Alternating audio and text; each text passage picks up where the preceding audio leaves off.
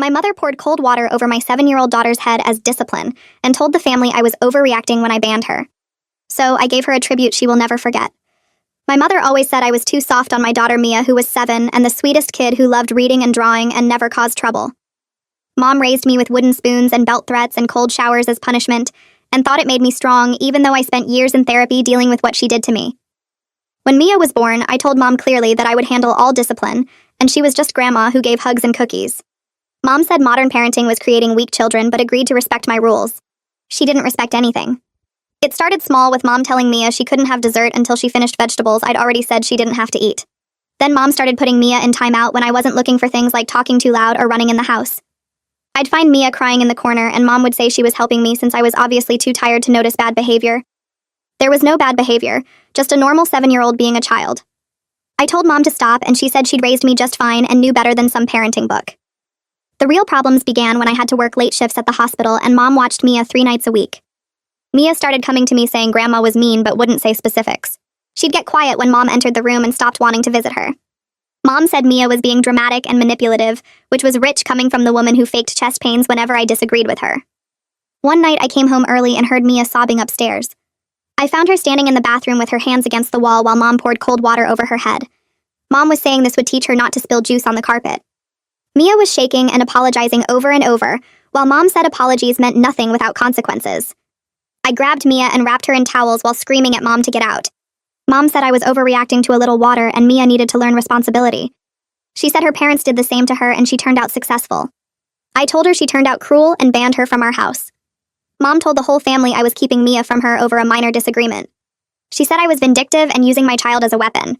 She called crying to relatives saying she just wanted to help, and I was too proud to accept it. My Aunt Linda called saying I should forgive Mom because she meant well. My Uncle James said Mom was from a different generation and didn't know better. My cousin Beth said I'd regret cutting off Mia's grandmother over parenting differences. None of them knew about the cold water or the other things I'd started discovering. Mia finally told me Mom had been making her stand in the corner holding heavy books over her head. If Mia's arms dropped, Mom added more time. Mom had been making Mia write lines hundreds of times about being respectful and obedient. Mom had been taking away Mia's books and toys and making her earn them back through chores. Mom had been telling Mia she was disappointing me, and if she was better behaved, maybe Mommy wouldn't have to work so much. That's when I decided Mom needed to understand consequences herself. Mom's husband Carl was 68 and completely controlled by Mom. She decided what he ate, wore, watched, and said. She monitored his phone and email. She gave him an allowance from his own pension. She made him ask permission to see his own friends. Carl had been broken down by 40 years of Mom's discipline and just went along with everything to avoid her anger. I started inviting Carl over when Mom was at her church meetings. I fed him foods Mom had banned like pizza and ice cream. I let him watch action movies Mom said were too violent. I gave him beer Mom said was poison. Carl was confused but happy to have some freedom. He started opening up about how Mom controlled everything, and he felt like a prisoner in his own home. He said he used to fight back, but Mom would punish him with silent treatment and locked bedrooms and hidden car keys until he gave up. Week 2, I told Carl he could use my address for deliveries if he wanted to order things without Mom knowing. Carl ordered a leather jacket Mom would hate. He ordered video games he'd wanted for years. He ordered spicy snacks Mom said would kill him. He'd come over while Mom was gone and enjoy his contraband like a teenager hiding from parents. He even started standing up straighter and smiling more. Week 3, I suggested Carl join a bowling league that met during Mom's book club. Carl said Mom would never allow it, but I said what she didn't know wouldn't hurt her. Carl signed up and bought his own bowling ball and shoes. He made friends with men his age who didn't know Mom. He was good at bowling and his team started winning. He'd never looked happier than when he showed me his first trophy. The revelation came during Mom's birthday party. The whole family was there and Mom was holding court about how today's parents were failures and children needed firm hands. She started her usual speech about how she'd raised me right despite my defiance. That's when I announced I had a surprise video tribute for Mom. I pressed play on the remote and the big screen lit up with the title slide I'd designed myself. The first clip started and there was Mia in Mom's kitchen corner, her little arms stretched up holding 2 thick textbooks over her head. Her face was red and tears streamed down her cheeks while she bit her lip trying not to cry out loud. Mom's voice came through crystal clear on the audio, sharp and mean like always. She was saying if Mia's arms dropped even 1 inch, she'd add 10 more minutes to the punishment. I watched Mom's face across the room turn white as paper when she recognized her own voice. Her hand went to her throat and she opened her mouth but nothing came out. The relatives around her started whispering to each other, confused looks spreading across their faces. I kept my eyes on Mom while the video played and saw the exact moment she realized this wasn't the tribute she'd been expecting. Her hands started trembling on the table in front of her. The second clip began and showed Mia sitting at Mom's kitchen table with a notebook in front of her. The camera angle caught everything perfectly because I'd hidden the nanny cam in Mia's backpack that she always brought to Grandma's house. Mia's hand moved across the page, writing the same sentence over and over. I will be respectful and obedient. I will be respectful and obedient. I will be respectful and obedient. The pages flipped and more lines appeared, hundreds of them in Mia's careful 7-year-old handwriting. Mom's voice came through again, telling Mia she had 300 more lines to go before bedtime, and if she complained, she'd add another 100. Mom's hands were shaking harder now, and several relatives gasped out loud. Aunt Linda put her hand over her mouth and stared at the screen. Carl sat frozen in his chair 3 tables away from Mom with an expression I couldn't read. His face was pale and his eyes were locked on the video like he couldn't look away even if he wanted to. The video shifted and suddenly there was Carl on screen laughing at the bowling alley. He wore the leather jacket he'd ordered to my house and he looked 10 years younger than usual. His bowling team cheered when he got a strike and Mitchell clapped him on the back. The next clip showed Carl eating pizza at my kitchen table with a huge grin on his face. Then Carl playing video games with a controller in his hands, completely focused and happy. Then Carl at the bowling alley again receiving his first trophy, while his teammates celebrated around him. The difference between this Carl and the Carl who sat at family dinners was shocking. In these clips, he stood straight and smiled real smiles that reached his eyes. At family dinners, he hunched over and barely spoke. Mom tried to stand up, but Aunt Linda grabbed her arm and pulled her back down. Everyone was too shocked to move or speak. They just stared at the screen showing Carl's transformation over the past 2 months. My voice started playing over the video, and I explained how Mom didn't just hurt children. She destroyed anyone under her control. The screen showed screenshots of Carl's phone with Mom's monitoring app visible. I detailed how Mom tracked every call and text Carl made, how she read his emails and deleted messages from his friends. The video showed Carl's bank statements with the tiny allowance Mom gave him from his own pension check. I explained how Carl had to ask permission to see his friends or buy anything for himself. How Mom decided what he ate and wore and watched on television. Several relatives turned in their seats to look at Carl. He was staring down at his hands now with tears running down his face. His shoulders shook and he didn't wipe the tears away. Uncle James shifted uncomfortably and Cousin Beth's mouth hung open. The room was dead silent except for my voice on the recording. The final section of the video started and I'd saved the worst for last. The clip showed Mia in Mom's bathroom with her hands against the wall. This was footage from my phone that night I came home early. Mom stood behind Mia pouring cold water from a pitcher over Mia's head. Mia was sobbing and shaking, her little body trembling from the cold. She kept saying sorry over and over in a tiny, scared voice. Mom's voice was cold and hard, saying apologies meant nothing without consequences. The water kept pouring and Mia kept crying and shaking. Then the video showed Mom telling Mia that she disappointed me, that if Mia behaved better, maybe Mommy wouldn't have to work so much. More clips played showing the psychological torture Mom put Mia through, taking away her books and toys, making her earn them back through chores that were too hard for a 7-year-old, the constant criticism and blame. My own voice came back explaining the years of therapy I needed to recover from Mom's parenting, how the wooden spoons and belt threats and cold showers had damaged me in ways that took decades to heal. The room was completely silent now except for the video audio. Even the restaurant staff had stopped moving to watch. The screen went black and the video ended. I stood up slowly and looked directly at Mom across the room. I told her this was what real consequences looked like. Not cold water or wooden spoons or making children hold books until their arms gave out. Real consequences meant truth and accountability. It meant everyone seeing exactly what she'd done without her lies and manipulation to hide it. Mom's mouth opened and closed like a fish, but no sound came out. Her face had gone from white to red and back to white again. Her usual confident control was completely shattered and she looked small and confused sitting there. Her hands clutched the edge of the table so hard her knuckles turned white. Uncle James found his voice first and started sputtering about how I had no right to record in Mom's home. He said I humiliated her publicly, and this was cruel and vindictive. His face was red and he was half standing from his chair. I stayed calm and explained that the nanny cam was in my belongings that Mia brought to grandmother's house. It was perfectly legal to record in my own property, even if that property was temporarily at someone else's house. I checked with a lawyer before the party to make sure. Aunt Linda wasn't looking at Uncle James or me. She kept looking between Mom and the blank screen where the video had played. Her face showed the exact moment her earlier defense of Mom crumbled. She told me to forgive Mom, said Mom meant well, and was just from a different generation. Now she'd seen with her own eyes what Mom had done to Mia, and there was no way to make excuses for it. Carl stood up suddenly and his chair scraped loudly against the restaurant floor. Everyone turned to look at him. He looked directly at Mom for the first time since the video started and said in a clear, steady voice that he was moving out tonight. His voice didn't shake or waver. Mitchell stood up too from the table where I'd seated him and immediately offered Carl his guest room. Mitchell said Carl could stay as long as he needed. Mom finally found her voice and started screaming that Carl couldn't leave, that he was her husband. Her voice was shrill and desperate. She stood up and tried to move toward Carl, but her legs seemed shaky. She grabbed the table for support and kept screaming that Carl belonged to her, that he couldn't just walk away from 40 years of marriage. Carl looked at Mom and said he stopped being her husband years ago. He said he'd become her prisoner instead, and he was done being controlled. He thanked me for showing him what freedom looked like and said he should have left decades ago. His voice was stronger now, and he stood straighter than I'd ever seen him stand. Mitchell put his hand on Carl's shoulder and started guiding him toward the restaurant exit. Mom shrieked and tried to follow, but her legs wouldn't work right. She screamed threats about money and property and abandonment. She said Carl would have nothing without her, that he'd come crawling back. Mitchell and Carl kept walking and didn't look back. Several other relatives stood up too, creating chaos as people didn't know whether to stay or leave. Cousin Beth appeared in front of me suddenly with her face twisted in anger. She said I destroyed the family and could have handled this privately. Her voice was loud enough that people at other tables turned to look. I told her I tried private conversations and boundaries. I tried talking to Mom directly and setting clear rules about Mia. Mom violated every single one while manipulating the family against me. I said she called everyone crying and lying about minor disagreements when she'd been abusing my daughter.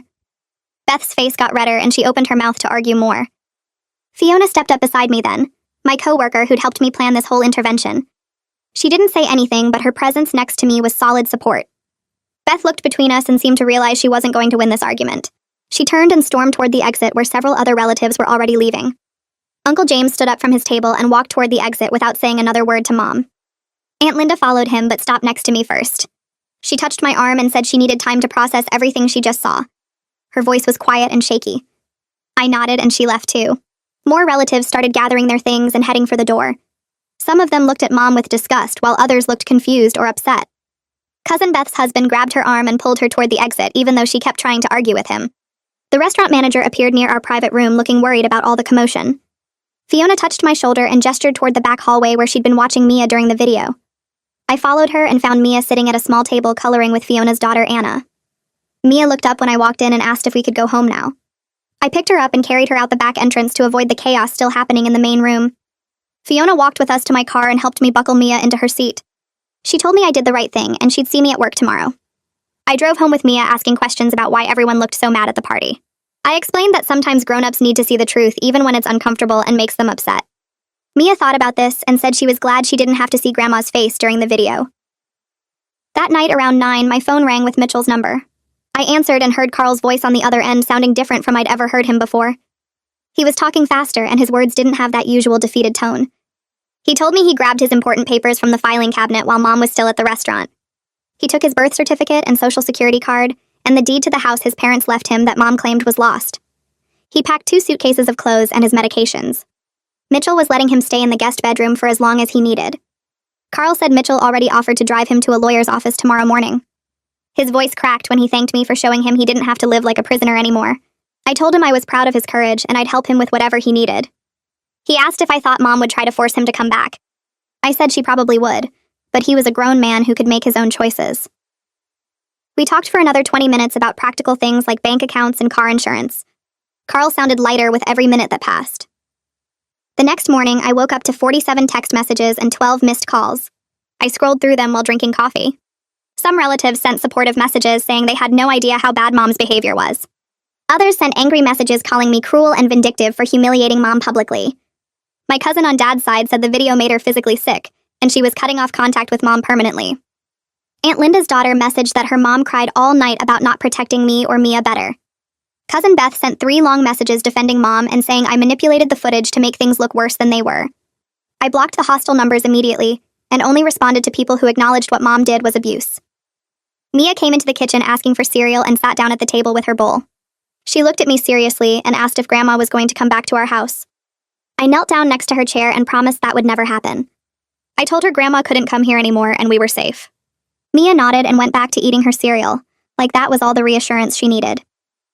3 days later, Aunt Linda called while I was folding laundry. Her voice was thick from crying and she could barely get words out at first.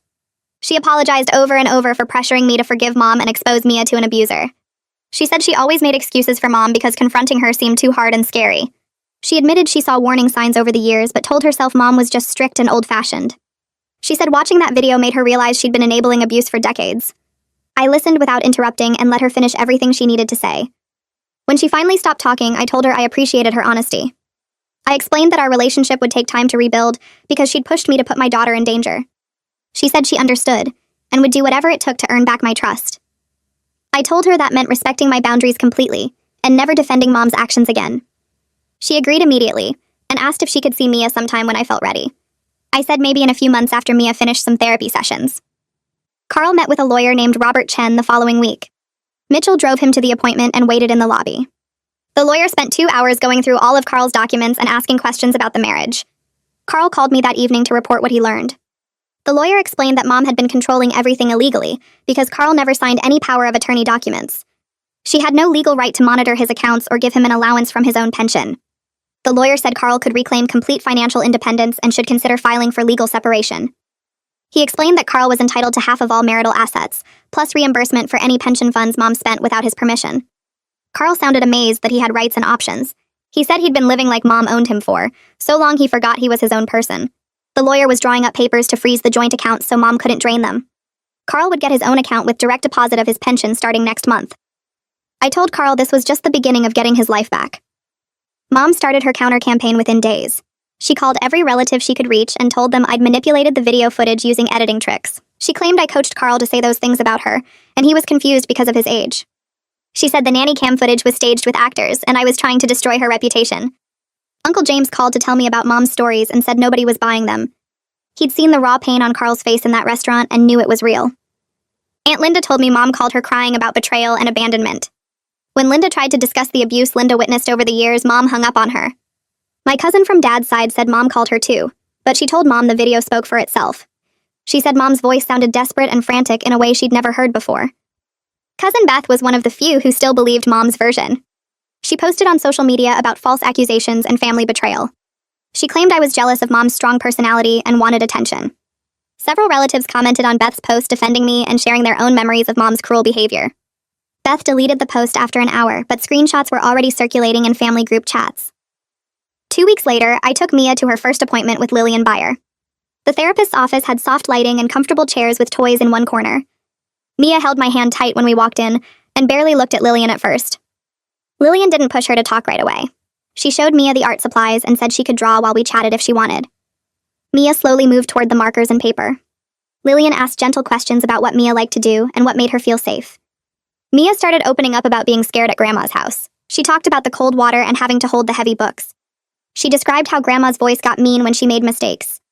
Lillian listened carefully and validated everything Mia said. She explained that what Grandma did was wrong and not Mia's fault. By the end of the session, Mia was talking more freely and even smiled a little. Lillian told me privately that Mia showed strong resilience and with support she would heal. She said children recover better when they feel protected and believed. I scheduled weekly appointments for the next 2 months. 2 weeks after the party, Carl signed a lease on a small apartment 3 blocks from the bowling alley. Mitchell and 4 other guys from the league showed up on moving day with a truck. They went to the house while Mom was at church and loaded Carl's belongings quickly. Carl took his clothes and personal items and the furniture from the guest bedroom that his parents had given him. He left everything else behind. The guys finished in under 2 hours and drove the truck to Carl's new place. I met them there with cleaning supplies and groceries. Carl walked through the empty apartment, touching the walls like he couldn't believe it was real. He stood in the middle of the living room and said this was the first place that was truly his in 40 years. His voice broke on the last words. Mitchell clapped him on the shoulder and said they'd help him get furniture this weekend. The other guys started unloading boxes while I put sheets on the bed and stocked the kitchen. Carl kept thanking everyone until Mitchell told him to stop, because that's what friends do. By evening, the apartment looked lived in with Carl's belongings arranged in the rooms. We ordered pizza, and Carl ate 3 slices while laughing at stories the bowling guys told. I left around 8, and Carl hugged me at the door, saying he finally felt like himself again. The following Tuesday, Mom showed up at the hospital during my shift. The receptionist called security immediately when Mom started yelling in the lobby. I was on the 3rd floor when my supervisor Fiona found me and said there was a situation downstairs. We took the elevator down, and I could hear Mom's voice echoing through the lobby before the doors even opened. She was screaming that I turned her husband against her and poisoned the whole family. She demanded to see me right away. 2 security guards were trying to calm her down, but she kept pushing past them toward the elevator. Fiona stepped forward and told Mom she needed to leave the premises immediately. Mom's face was red and twisted with anger. She pointed at me and yelled that I destroyed her marriage and stole her family. The security guards took her arms and started walking her toward the exit. Mom struggled against them and threatened to sue the hospital. She said everyone would know what a liar I was. The guards got her outside, and one stayed with her while she continued yelling in the parking lot. Fiona put her arm around my shoulders and guided me to her office. She sat me down and wrote detailed notes about everything that happened. She said we had grounds for a restraining order if Mom tried this again. My hands were shaking, and Fiona made me tea while I called my lawyer. Back within 20 minutes, my lawyer called back with advice about documenting everything. I spent the rest of my shift writing down exactly what happened, including times and the names of everyone who witnessed Mom's behavior. Fiona added her own statement about the incident and the security footage. My hands stopped shaking by the time I finished the paperwork, but my stomach still felt tight. I drove home that night checking my mirrors constantly, even though Mom had no way to follow me from the hospital parking lot. Mia was at my neighbor's house having dinner, and I picked her up around 7. She asked why I looked tired, and I told her work was busy, but everything was okay now. She held my hand walking back to our house, and I felt grateful she didn't have to see what happened at the hospital. That weekend, Linda called and asked if Mia and I wanted to come over for Sunday dinner. She said James really wanted to see us, and they'd been talking about having a small family gathering. I hesitated because gatherings usually meant dealing with relatives who still defended Mom, but Linda quickly added that Mom wasn't invited. She said they wanted to start having family events without Mom's presence making everyone tense. I agreed to come and asked if I could bring anything. Linda said just ourselves and maybe Mia's latest drawings, since James loved seeing her artwork. Sunday afternoon, we drove to Linda and James's house, and I noticed several cars already parked outside. Inside were cousins and aunts and uncles I hadn't seen since the birthday party. The atmosphere felt different immediately. People were talking and laughing instead of speaking in careful, quiet voices. James hugged me at the door and thanked me for coming. He looked lighter somehow, like he'd been carrying something heavy, and finally put it down.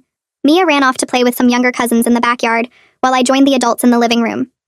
Linda brought out snacks and drinks, and nobody monitored what anyone ate or criticized portion sizes. One of my cousins made a joke that would have gotten him a lecture from Mom about respect, and instead everyone just laughed. We talked about normal things like jobs and hobbies and upcoming plans. Nobody walked on eggshells or changed the subject when certain topics came up. James mentioned he'd been learning to cook new recipes and showed pictures of elaborate meals on his phone. Under Mom's influence, he'd always claimed cooking was too complicated, but now he was making things from scratch. Linda talked about joining a book club and actually reading books she chose instead of ones Mom approved. The whole afternoon felt relaxed and genuine in a way family gatherings never had before. Around 4 o'clock, Carl showed up with Mitchell and some papers under his arm. He looked excited and nervous at the same time. He sat down next to me and pulled out an essay with red marks and comments all over it. His community college creative writing professor had given him an A- on his first assignment. Carl's hands trembled slightly as he showed me the pages. The essay was about a man who spent 40 years in a cage he built himself and finally found the courage to walk out. The writing was raw and honest and full of personality I'd never seen Carl express before. He'd written about feeling trapped and controlled, but also about discovering he still had interests and opinions and dreams. His professor had written comments like powerful imagery and authentic voice in the margins. I told Carl I was incredibly proud of him, and he smiled so wide his eyes crinkled. Mitchell clapped him on the shoulder and said Carl was the star student in their art history class too. At 68, Carl was rediscovering parts of himself that Mom had buried decades ago. He talked about the paintings they studied and how he never knew art could tell stories about human experience. He showed me sketches he'd started making in his notebook during lectures. They were simple drawings, but they had life and movement that surprised me. Carl said his art history professor encouraged him to take a basic drawing class next semester. James asked Carl about his apartment, and Carl's whole face lit up describing his space. He'd bought furniture he actually liked instead of what Mom deemed acceptable. He had his video games set up and books he'd ordered scattered around. He was learning to cook simple meals and eating foods Mom had banned for 40 years. Mitchell added that Carl had become a regular at their bowling league dinners, and everyone loved his dry sense of humor. I watched Carl laugh and joke with people who respected him as an equal, and felt amazed at how much he'd changed in just a few months. That evening, Mia climbed into my lap during dessert and asked quietly if we'd ever see grandmother again. The room got quiet, and I knew everyone was listening. I told Mia honestly that we probably wouldn't see grandmother anymore. Mia thought about this for a long moment, then said she felt sad about not having a grandmother, but glad she didn't have to be scared. Linda's eyes filled with tears, and she came over to hug Mia. She told Mia that being honest about complicated feelings was very grown up. James added that sometimes the healthiest thing is keeping distance from people who hurt us, even if they're family. Mia nodded and said her therapist Lillian told her the same thing. She asked if Linda could be like a grandmother instead since she was nice and didn't pour cold water. Linda started crying for real then and said she'd be honored. The next week I heard from James that Mom's church friends were pulling away from her. Several women who'd been in her prayer group for years had stopped calling and attending meetings. James said one of them told him they'd heard the full story from relatives who attended the birthday party. Mom tried claiming she was persecuted for her beliefs, but her usual manipulation wasn't working anymore. People were seeing through her victim act and recognizing the patterns of control and abuse. Mom called James crying about being abandoned, but he told her actions have consequences and hung up. Another church member apparently confronted Mom directly about the abuse, and Mom responded by saying everyone was lying and turning against her. The woman told Mom that when everyone is saying the same thing, maybe the problem isn't everyone else. Mom stormed out of church that Sunday and hadn't been back since. Her social circle was shrinking as more people learned the truth and chose to distance themselves. For the first time in her life, Mom was experiencing real accountability, without enablers protecting her. Carl's separation proceedings moved forward, and the financial details started coming out. His lawyer discovered Mom had controlled over $200,000 of Carl's pension money over the years. She'd been taking his checks and depositing them in accounts only she could access. She gave Carl an allowance from his own money and spent the rest however she wanted. Carl's lawyer argued for significant reimbursement since Mom had no legal right to control his pension.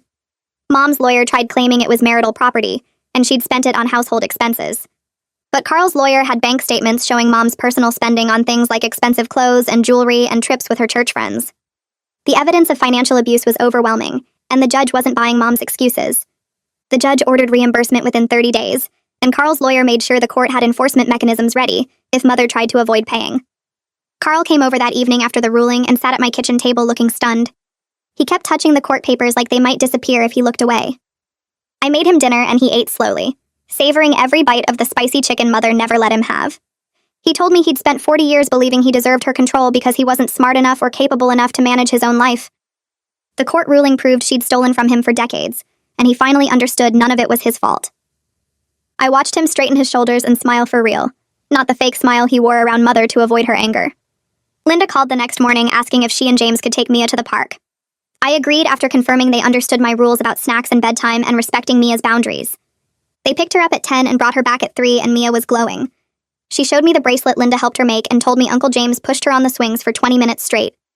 Linda pulled me aside while James helped Mia put her craft supplies away. She said she'd been thinking about all the times she defended Mother, or made excuses, or told me to be more understanding. She admitted she enabled the abuse because confronting Mother felt impossible, and going along was easier. James joined us and said the same thing, that he'd known Mother was difficult, but chose comfort over doing what was right. They both apologized for pressuring me to forgive Mother and expose Mia to danger. I told them apologies meant something when backed up by changed behavior, and so far they were proving themselves trustworthy. Over the next few weeks, they became regular visitors, always respectful of my parenting and genuinely interested in Mia's drawings and stories. They started inviting us to dinners where they asked about Mia's week instead of criticizing her table manners. Mia began hugging them goodbye and asking when they'd visit again.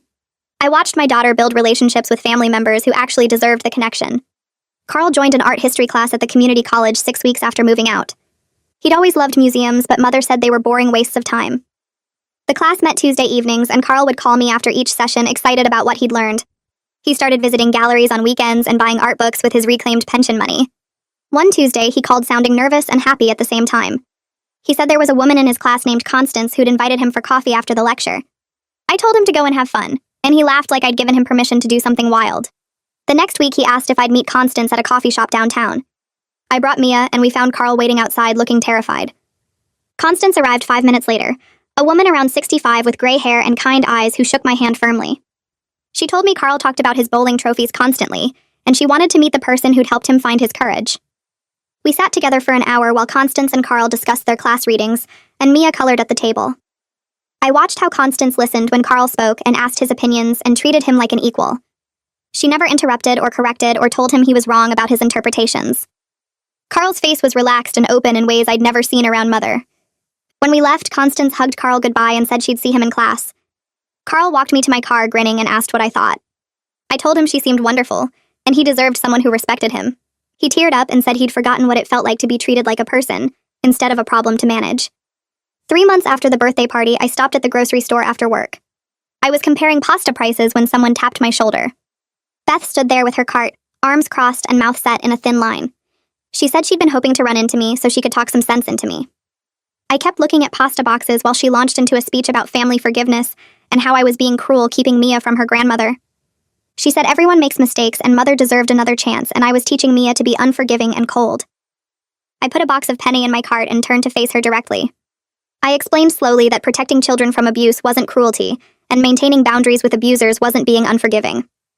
I said Mother had 40 years of chances with Carl, and 7 years of chances with Mia, and she'd used every single one to hurt and control. Beth's face reddened and she said I was exaggerating and being dramatic. I told her she could believe whatever made her comfortable, but I would always choose my daughter's safety over toxic family peace. She said I'd regret this when Mother died and it was too late to reconcile. I pushed my cart past her and said I'd regret exposing Mia to more abuse a lot more than I'd regret protecting her. Beth called after me that I was selfish and vindictive, but I kept walking. I felt completely calm checking out and driving home, no guilt or second guessing in my chest. Mia's school sent home a flyer about Grandmother's Day in April. Mia brought it to me looking worried and said she didn't have a grandmother to invite. I asked if she'd like Linda to come instead since Linda had been so kind and respectful. Mia's whole face lit up and she asked if that was allowed. I called Linda that evening and she answered on the second ring. When I explained about Grandmother's Day, she got quiet for a moment and then started crying. She said she'd be honored and grateful and would make sure Mia had the best day possible. The event was on a Friday morning and I took off work to drop Mia at the school. Linda met us in the classroom wearing a nice dress and carrying supplies for the craft project. I watched through the door window as Linda and Mia sat together at a small table making tissue paper flowers. Linda listened carefully to Mia's instructions and praised her creativity and asked questions about her favorite colors. Other grandmothers sat with their grandchildren, but Linda gave Mia her complete attention like nothing else mattered. They made 3 flowers together and Mia gave one to Linda to keep. Linda hugged it to her chest and told Mia she'd treasure it forever. When I picked Mia up after the event, she was bouncing with excitement. She showed me the flowers and said Linda told her she was proud to be her honorary grandmother. Linda walked out with us and thanked me again for trusting her with something so important. I saw tears in her eyes as she hugged Mia goodbye and promised to see her soon. Mother started calling Carl directly 2 weeks later. His phone would ring at all hours and he'd see her name and let it go to voicemail. The messages started with guilt about abandoning her after 40 years and moved to threats about lawyers and money and his belongings still at the house.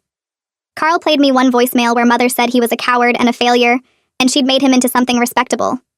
Another message had her crying about being all alone, and how could he do this to her? Carl's hands shook holding the phone, and he said part of him still felt guilty for leaving. I reminded him that abusers always tried to pull victims back with guilt and threats.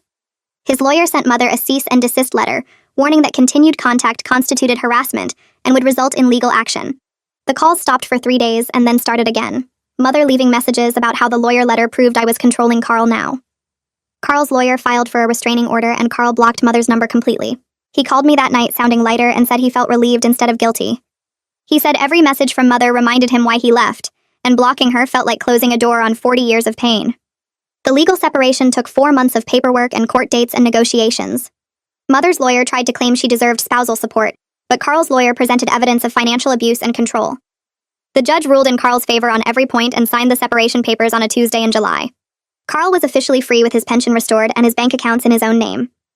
He called me from the courthouse steps and I could hear the smile in his voice. He said he and Constance were going to the beach for a week to celebrate his first real vacation in 20 years. Mother had always said beaches were dirty and crowded and a waste of money. Carl sent me photos every day of that trip. Him and Constance walking on the sand at sunset. Him trying seafood Mother never let him eat. Him reading a book under an umbrella with his feet in the water. The last photo showed them both smiling at the camera with the ocean behind them, and Carl looked 10 years younger. He texted that he'd never been this happy or this free, and he owed me everything for showing him what life could be like. I texted back that he'd found his own courage and I was just proud to witness it. Lillian called me in for a parent meeting in August. She said Mia had made remarkable progress in therapy and was ready to reduce sessions to monthly check-ins. Mia's anxiety had decreased significantly, and she was developing healthy ways to manage her emotions when she felt scared or worried. Lillian showed me Mia's recent drawings, which had shifted from dark scenes of punishment to bright pictures of safe spaces and happy families. She said the healing wasn't complete because trauma takes years to fully process, but Mia was doing better than many children in similar situations. I asked if there were any concerns I should watch for, and Lillian said to keep providing the stable, supportive environment I'd already created. She told me I'd done everything right by removing Mia from the abuse immediately and getting her professional help. I left that meeting feeling proud of how far we'd both come since the cold water incident. 2 letters arrived in September from relatives I barely knew. The first was from a cousin on Mother's side who I'd met maybe twice at family gatherings. She wrote that she'd heard about the birthday party video and wanted to thank me for speaking up. She described her own childhood with Mother's sister who used similar punishment methods and control tactics. She said she'd spent years thinking it was normal until she had her own kids and realized how wrong it all was. Watching me protect Mia helped her finally talk to a therapist about her own trauma. The second letter came from Mother's younger brother who'd moved across the country decades ago. He wrote about growing up with Mother and their parents who believed in harsh physical discipline. He said Mother had learned cruelty from their father, and he'd escaped as soon as he could. He'd cut contact with the whole family to protect his own children from that environment. He thanked me for breaking the silence and stopping the cycle of abuse that had damaged multiple generations. I kept both letters in a folder and showed them to Lillian at our next appointment. She said breaking generational trauma often inspired others to face their own pain, and my courage was creating ripples through the family tree. Carl called in early October sounding nervous and excited. He said he had something important to tell me, and could he come over? He arrived 20 minutes later and sat on my couch fidgeting with his hands. He told me he'd proposed to Constance the night before, and she'd said yes. He looked terrified, like I might disapprove or tell him it was too soon. I hugged him hard and said I was thrilled for both of them. He relaxed and started talking fast about how Constance made him feel safe and valued, and how different this relationship was from his marriage to Mother. He said he was nervous about getting married again after 40 years of abuse, but Constance's patience and kindness helped him trust that not all partnerships were about control. They were planning a small wedding at the courthouse in December, and he asked if Mia could be the flower girl. I said we'd be honored and Mia would be so excited. Carl left smiling bigger than I'd ever seen, and called Constance from his car to tell her I'd given my blessing. I watched him drive away, and felt grateful he'd found someone who treated him the way he deserved. Mother showed up at Mia's school on a Wednesday morning in late October. I'd already alerted the office that Mother was not an authorized contact, and should not be allowed near Mia under any circumstances. The school secretary called me at work and said Mother had tried to sign Mia out, claiming there was a family emergency. Security escorted Mother off the property while she screamed about her rights as a grandmother. The school filed an incident report, and the principal assured me they'd call police if Mother returned. I left work immediately and picked Mia up early. She hadn't seen Mother, but other kids had witnessed the scene and told her about the angry lady at the office. I explained calmly that Grandmother had tried to take her from the school, but the teachers kept her safe. Mia asked if Grandmother would try again, and I promised I would make sure she couldn't. That afternoon, I met with a lawyer about getting a formal restraining order. The lawyer reviewed the evidence, including the birthday party video, the school incident report, and Carl's harassment documentation. She said I had a strong case and filed the paperwork that same day. The court hearing happened 2 weeks later in a small room that smelled like old coffee and cleaning supplies. The judge reviewed all the evidence I'd submitted, including the school incident report, the birthday party video, and Carl's documentation of Mother's harassment. My lawyer presented everything in a clear timeline that showed a pattern of Mother ignoring boundaries and escalating her attempts to access Mia. Mother's lawyer tried to argue that grandmother visitation rights should override my concerns, but the judge cut him off. She said the documented abuse and school trespassing made this an easy decision. The restraining order was granted, requiring Mother to stay at least 500 feet away from me, Mia, Carl, and our homes. Mother sat rigid in her chair while the judge explained that any violation would result in immediate arrest. I felt Mia squeeze my hand as we left the courthouse, and I told her grandmother legally couldn't come near us anymore. 3 weeks after the restraining order, Mother drove past my house slowly enough that my neighbor noticed and called me. I immediately called the police and filed a violation report. 2 officers went to Mother's house and gave her an official warning that the next violation would mean jail time. The officer who came to take my statement said Mother claimed she was just driving through the neighborhood, but the dashcam footage showed her slowing down and looking directly at my house. He assured me they'd arrest her if she tried anything else. Mother apparently believed the warning because I never saw her car again. Uncle James called me in early November sounding tired. He said he needed to tell me what was happening with Mother because the family situation had shifted dramatically. He explained that more relatives had learned the full truth about Mother's abuse after talking to people who attended the birthday party. Several cousins who previously defended Mother had reached out to him asking questions, and he'd been honest about everything he witnessed. Mother's social circle had shrunk to just a handful of enablers who still believed her victim narrative. Cousin Beth remained loyal to Mother, along with 2 of Mother's church friends who thought I was being cruel to an elderly woman. But most of the extended family had either cut contact with Mother completely or set firm boundaries about what they'd tolerate. Uncle James said Mother seemed genuinely confused that her usual manipulation tactics weren't working anymore. She kept trying to rally support by claiming illness or financial hardship, but people were checking facts now instead of just believing her. He said she'd become increasingly isolated and bitter, blaming me for turning everyone against her. I thanked him for keeping me informed, but told him I felt no sympathy for Mother facing consequences of her own actions. Carl called me in early December sounding both nervous and excited. He asked if he could come over because he had something important to tell me. When he arrived 20 minutes later, he sat on my couch fidgeting with his wedding ring that he'd finally removed. He told me he'd proposed to Constance the night before at the art gallery where they'd first really talked, and she'd said yes. He looked terrified, like I might disapprove or tell him it was too soon after leaving Mother. I hugged him hard and said I was thrilled for both of them. He relaxed and started talking fast about how different this relationship felt from his 40 years with Mother. Constance made him feel safe and valued instead of controlled and diminished. He said he was nervous about marriage again after so much abuse, but Constance's patience and kindness helped him trust that not all partnerships were about power and control. They were planning a simple courthouse ceremony in 2 weeks, and he asked if Mia could give them a special drawing as a wedding gift. I said we'd be honored and Mia would be so excited to create something for them. Carl left smiling bigger than I'd ever seen, and I watched him drive away feeling grateful he'd found someone who treated him the way he deserved. The courthouse ceremony happened on a cold Tuesday morning with just 4 people present. Mitchell stood as best man wearing a suit he'd bought specifically for the occasion. I served as witness and brought Mia, who wore her favorite dress. Carl and Constance exchanged simple vows they'd written themselves about respect, partnership, and choosing love after pain. The happiness on Carl's face was beautiful to watch. At 69, he was starting a completely new life based on mutual respect instead of fear. When the judge pronounced them married, Carl kissed Constance gently, and then turned to hug Mitchell with tears running down his face. Mia presented them with a drawing she'd made showing Carl and Constance holding hands with a big heart around them and the words, "New Family," written in her careful printing. Constance cried and said it was the most precious wedding gift she'd ever received. We all went to lunch at a small restaurant where Carl kept reaching over to hold Constance's hand like he couldn't quite believe his freedom was real. Mitchell made a toast about second chances and breaking free from prisons we build, or others build for us.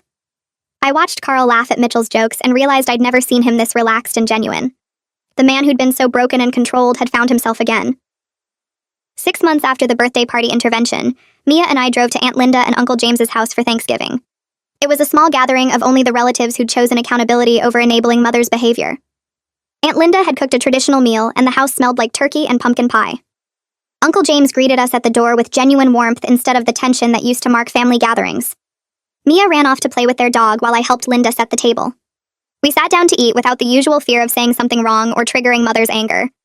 The conversation flowed naturally about work and hobbies and Mia's progress in the school. Nobody walked on eggshells or monitored their words. Halfway through dinner, Mia looked around the table and asked if this was what normal families felt like. The question made everyone pause, and Aunt Linda's eyes filled with tears.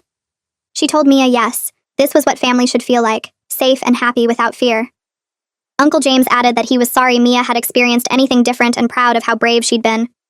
Mia nodded thoughtfully and went back to her mashed potatoes, and I felt grateful we'd finally found what family gatherings should be. The letter arrived in late November on official law firm letterhead. Mother's lawyer wrote that Mother wanted to negotiate supervised visitation with Mia. The letter claimed Mother had learned from her mistakes and deserved a chance to rebuild her relationship with her granddaughter. I immediately forwarded it to my lawyer, who responded within 2 days. Her reply was clear and firm. The restraining order remained in full effect, and Mother's documented pattern of abuse meant supervised visitation wasn't even being considered. My lawyer included references to the court record, the therapy documentation showing Mia's trauma, and the school trespassing incident. She stated that Mother would need to accept that her actions had permanent consequences regarding access to Mia. Mother's lawyer sent one more letter trying to argue that grandmother rights laws should apply, but my lawyer shut that down by citing the abuse evidence and restraining order. I never heard from Mother's lawyer again after that. Mother had to face the reality that she'd destroyed her relationship with Mia through her own choices, and no legal maneuvering could fix that. Carl called me in early January sounding proud and slightly embarrassed. He said he'd started writing a memoir about his experience leaving an abusive marriage late in life.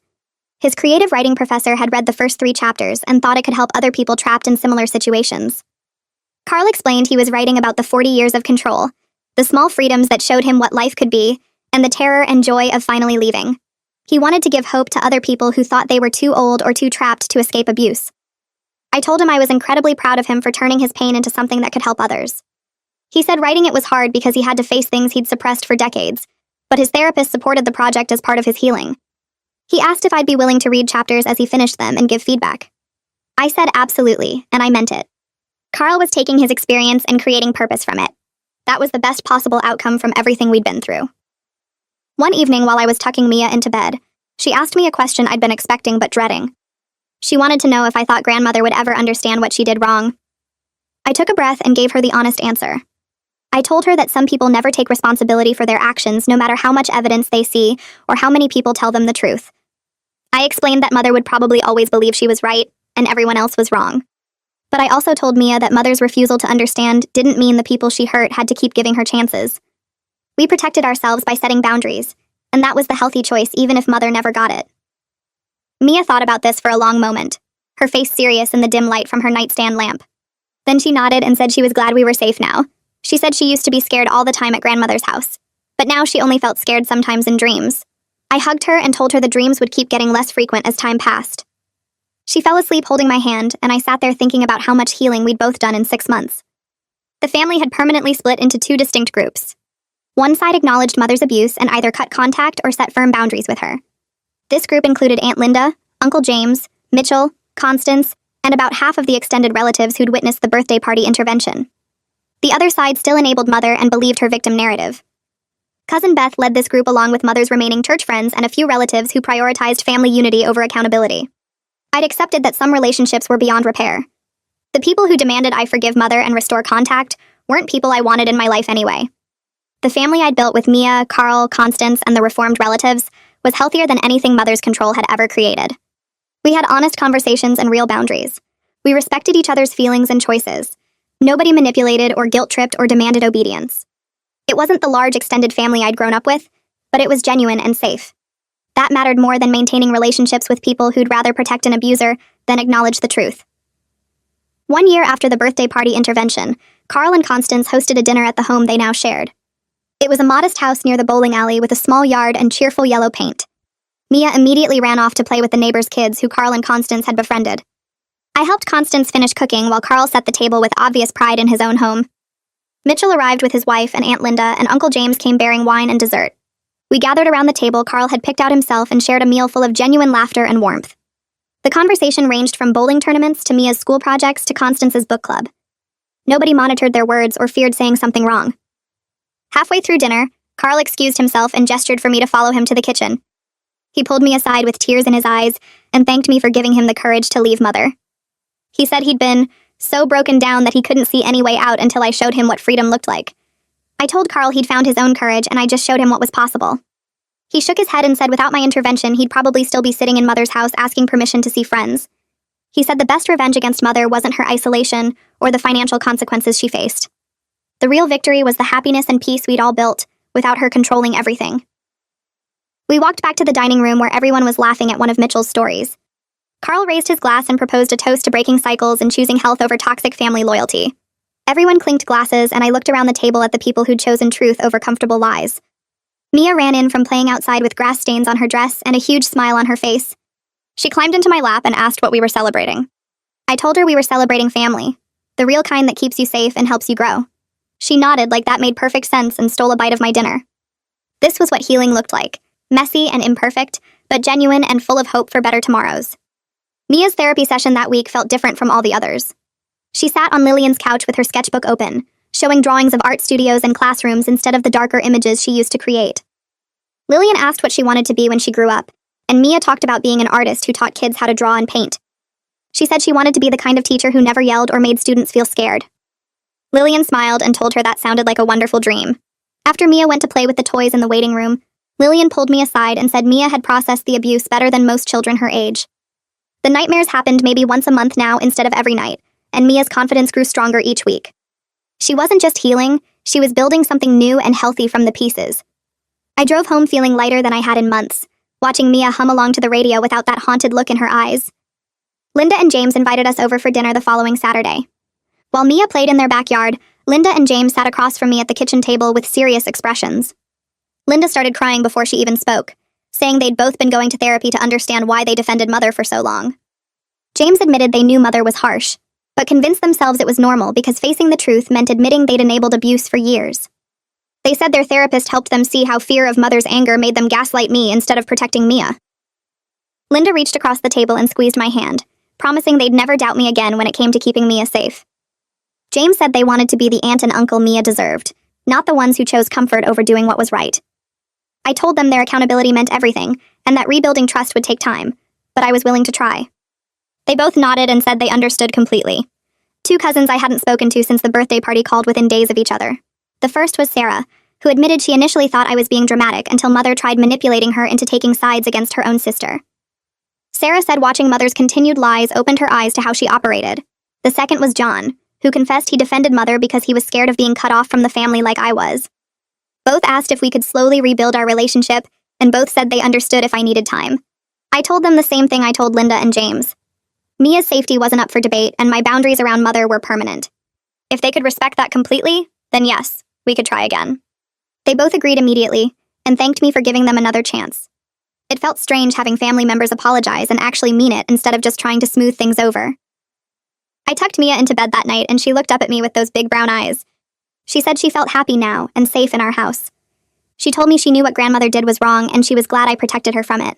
My throat got tight as I smoothed her hair back and told her I'd always keep her safe no matter what. She hugged me and said she loved me, then rolled over and fell asleep within minutes. I sat on the edge of her bed watching her breathe steady and calm. The intervention cost me relationships with some family members and created complications that would probably last years. Mother was still out there isolated and angry, and some relatives would always believe her version of events. But Mia was thriving with confidence and joy instead of fear. Carl was free and building a real life with Constance. The cycle of abuse stopped with my generation instead of continuing to Mia's. That wasn't a perfect ending with everyone reconciled and Mother reformed.